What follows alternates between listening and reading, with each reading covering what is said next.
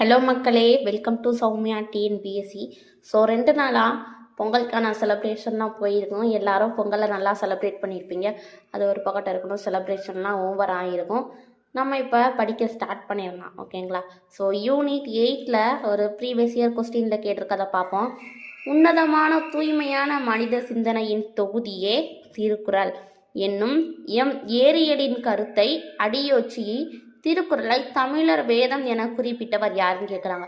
So question நல்லா பாருங்க.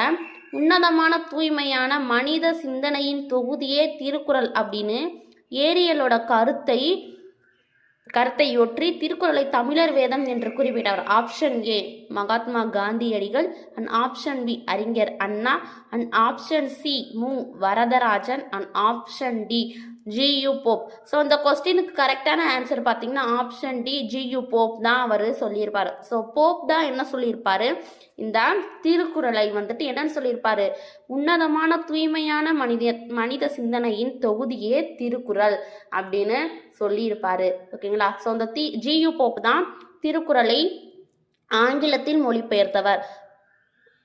ஆங்கிலத்தில் திருக்குறளை டிரான்ஸ்லேட் பண்ணியிருப்பாங்க. ஸோ இது எந்த வருடம் சொல்லிட்டு நீங்கள் கமெண்ட் பண்ணிடுங்க மக்களே.